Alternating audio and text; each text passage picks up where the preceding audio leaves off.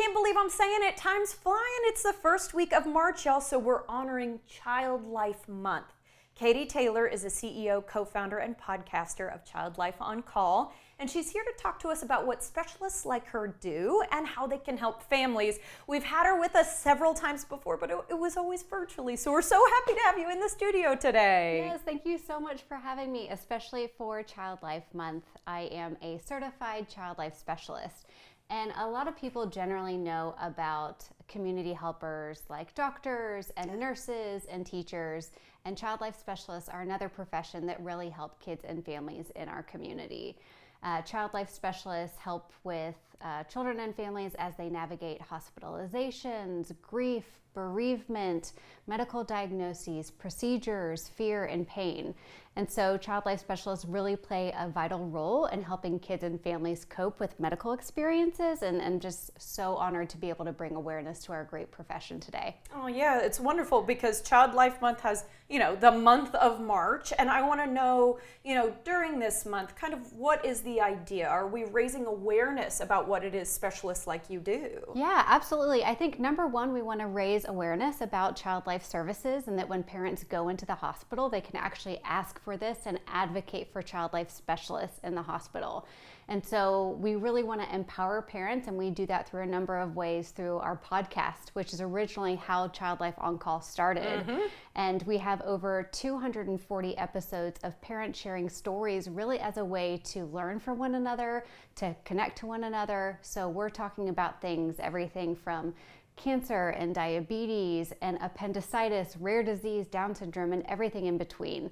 So it's really all about supporting, empowering parents, and knowing that they can come to the podcast at Child Life on Call and hear from another parent who has walked the path before. Yeah, especially with some of those things that aren't necessarily super common. Yeah. I think for parents it can feel very isolating. Yeah. Who has even dealt with this before? Yeah.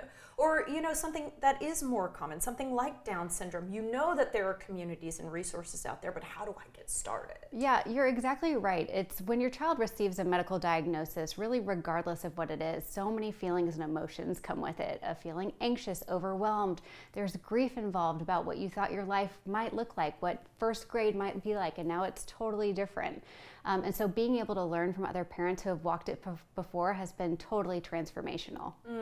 I wonder if you ever hear from parents that there's also shame or guilt involved, especially if it turns out that someone has a diagnosis that maybe a parent, through a recessive gene passed on, something like that. All of that is involved, and even not. I hear that even from if your child gets appendicitis, right? And it has nothing to do with it. But so those feelings are so common. And what's so helpful is listening to another person. And so it's just such a privilege for me to be able to speak with these parents and offer it really as a comprehensive parent-to-parent support library for parents to always be able to access.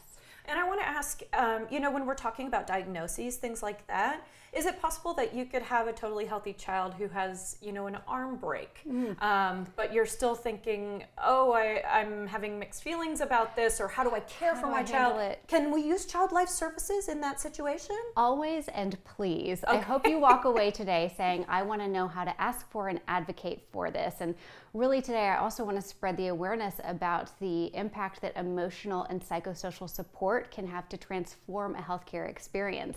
So that's with an arm break or a nebulizer treatment for asthma, all the way up to a major surgery or a heart transplant.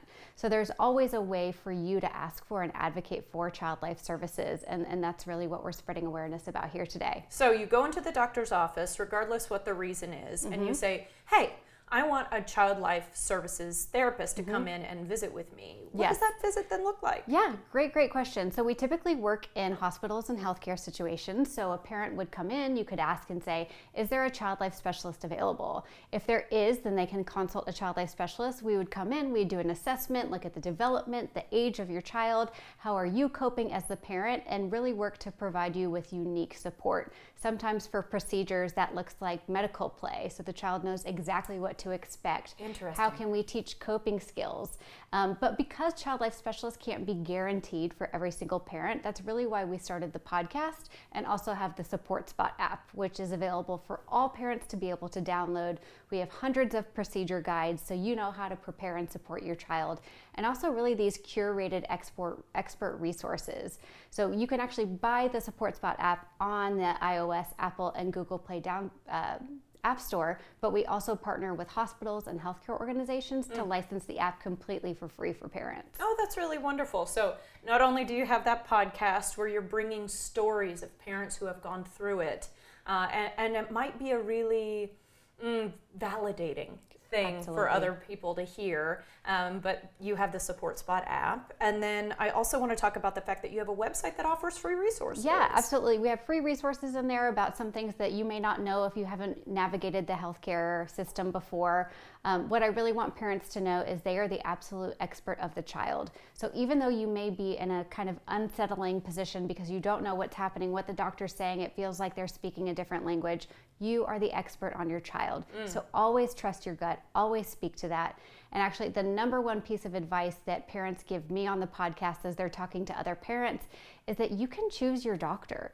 If you're talking with your child's pediatrician or doctor and you don't feel like they're asking you enough questions, or you're not able to give an accurate description, or you're just not feeling, you're not vibing, then you can actually look and find another care team member to help somebody you do vibe with. Family-centered care changes outcomes for kids. We want parents to feel so empowered. Absolutely. And my mom, who is a nurse, always says you have to be your own advocate. So That's not it. only are you doing it for yourself, but your little ones Absolutely. as well. And, yeah, so it's a big task, but I'm so glad that you're here to help. Thank Katie, you. we'll have to leave it there. Thank you so much. Thank you for having me. Of course, parents and caregivers, you can learn more about empowering your child's healthcare journey by going to childlifeoncall.com.